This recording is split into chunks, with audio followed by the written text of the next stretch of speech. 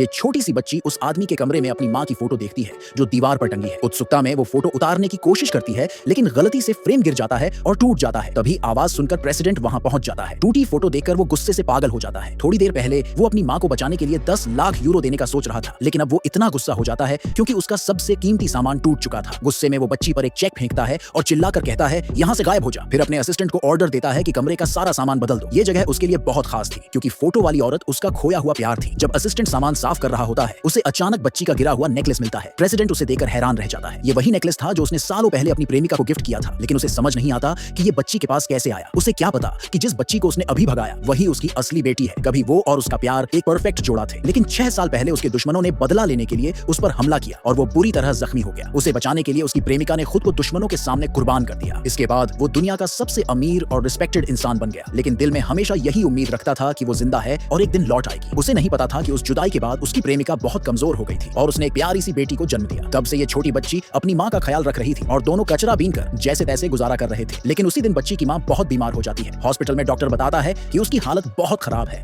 और तुरंत ऑपरेशन करना पड़ेगा, जिसकी कीमत 10 लाख यूरो है। इतना पैसा बच्ची के लिए नामुमकिन था। तभी संयोग से प्रेसिडेंट उसी हॉस्पिटल के सामने से गुजर रहा होता है। डॉक्टर, जो प्रेसिडेंट की दानवीर इमेज से वाकिफ था, बच्ची को सलाह देता है कि वो उससे मदद मांगे। बच्ची दौड़कर प्रेसिडेंट की कार के पास जाती है और अपनी माँ को बचाने की गुहार लगाती है। उसे देखते ही प्रेसिडेंट चौंक जाता है क्योंकि बच्ची का चेहरा उसकी खोई हुई प्रेमिका से मिलता जुलता था। भावुक होकर वो अपने असिस्टेंट को कहता है कि बच्ची को घर ले जाओ, उसे साफ कपड़े दो और उसकी माँ के इलाज की तैयारी करो। पहले बच्ची विला में कदम रखने से हिचकती है, लेकिन प्रेसिडेंट उसे प्यार से अंदर ले जाता है। गवर्नेंस उसे एक कमरे में ले जाती है जहाँ कपड़े बदलते वक्त बच्ची अपनी माँ की फोटो देख लेती है और यहीं से वो सीन शुरू होता है। तभी प्रेसिडेंट को अपने असिस्टेंट का कॉल आता है। उसने उसकी पत्नी के बारे में पता लगा लिया था और कंफर्म करता है कि उसने एक बेटी को भी जन्म दिया था। दोनों उसी हॉस्पिटल में इलाज के लिए हैं। ये सुनकर प्रेसिडेंट सन्न रह जाता है। उसे एहसास होता है कि उसने अपनी ही बेटी को घर से निकाल दिया। बिना वक्त गंवाए वो तुरंत हॉस्पिटल जाने का फैसला करता है ताकि अपनी पत्नी और बेटी से मिल सके। हॉस्पिटल में बच्ची अभी भी चेक लिए खड़ी होती है। तभी उसका अंकल और आंटी आ जाते हैं। वो चेक छीनकर उसे कैसीनो में उड़ाने की सोचते हैं। खींचतान में चेक फट जाता है। गुस्से में अंकल झाड़ू उठाकर बच्ची को मारने लगता है। उसकी पत्नी तो कह देती है कि बच्ची को बेचकर अपना कर्जा चुकाएंगे। बच्ची रोती है, उनसे रहम की भीख मांगती है, लेकिन कोई फायदा नहीं। तभी उसकी माँ अंकल का हाथ काट देती है ताकि अपनी बेटी को बचा सके, लेकिन इससे अंकल और भड़क जाता है। वो कुर्सी उठाकर उसे मारने ही वाला होता है कि तभी प्रेसिडेंट सही वक्त पर पहुंच जाता है।